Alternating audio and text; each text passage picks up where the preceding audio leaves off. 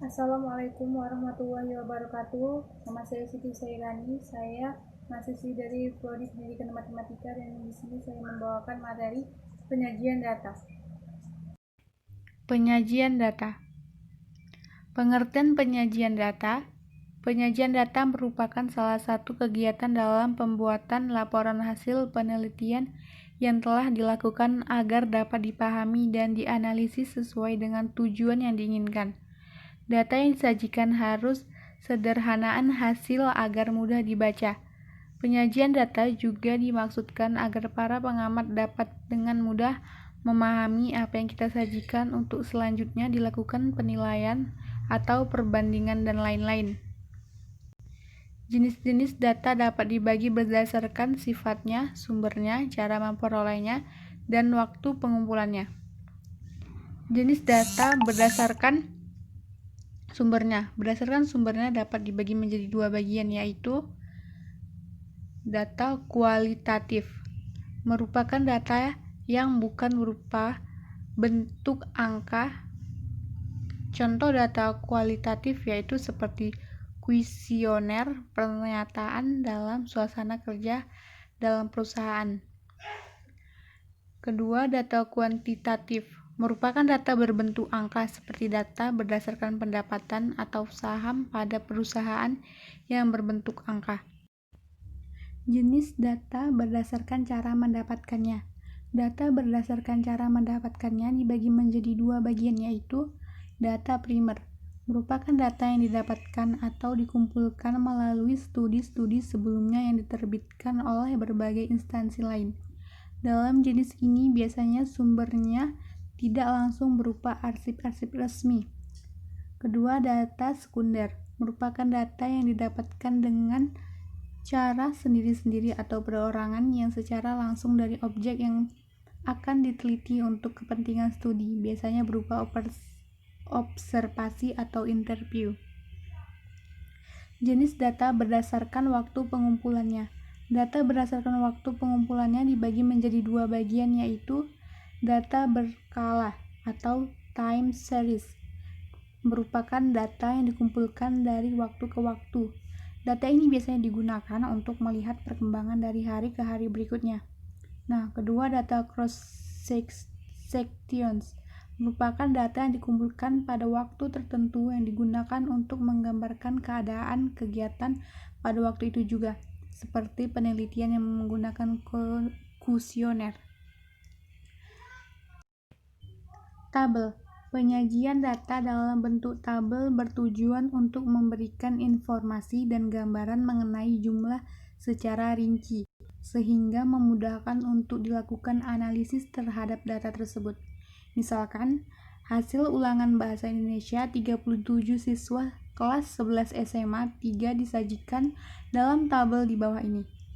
Penyajian data pada tabel 11 dinamakan penyajian data sederhana.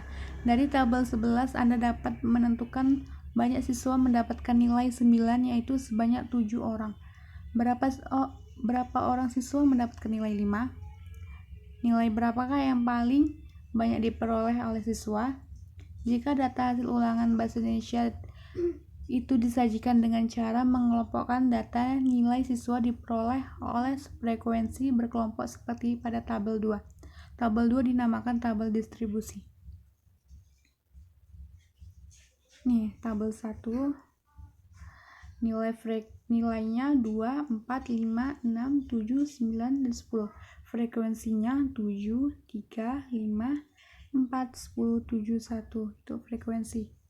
Di tabel 2, interval kelasnya 1 sampai 2, 3 sampai 4, 5 sampai 6, 7 sampai 8, 9 sampai 10. Terus frekuensi 7, 3, 8, 10, 8, dan jumlah dari frekuensinya ini hasilnya 37. Diagram garis. Cara data dalam bentuk diagram garis hampir sama dengan diagram batang. Yang membedakan terletak pada akhirnya. Pada diagram batang, hasil akhirnya adalah menggambarkan batangnya. Dan pada diagram garis hanya diperlukan penarikan titik yang telah disesuaikan dengan data yang diketahui. Hasil penyajian data dalam bentuk diagram garis dapat dilihat pada gambar di bawah ini. Nih, banyaknya siswa dari 2, 4, 6, 8, 10, 12, 14, 16, dan 18. Sedangkan berat badan 40 kg, 41 kg, 21 kg, 43 kg, 44 kg. Nah, ini diagram garis.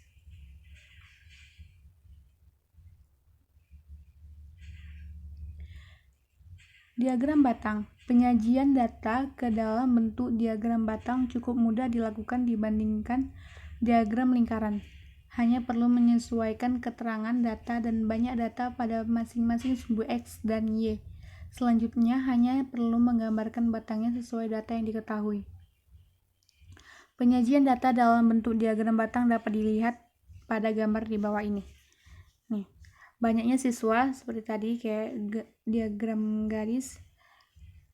Yang membedakan ini hanya dia jadi batang, nggak jadi di garis-garis kayak tadi.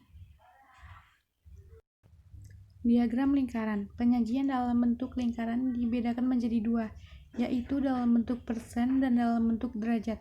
Untuk menyajikan data dalam bentuk diagram lingkaran dalam persen, perlu merubah data ke dalam persen. Perhatikan proses penyajian data dalam bentuk lingkaran persen yang akan dibahas di bawah ini. Perhitungan banyaknya data ke dalam persen. Misalkan berat 40 kilo. 6 dikali 100 dibagi 60.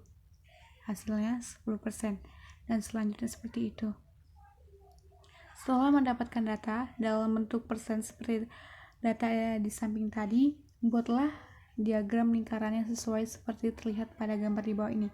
Gambar diagram lingkaran. Ini dia.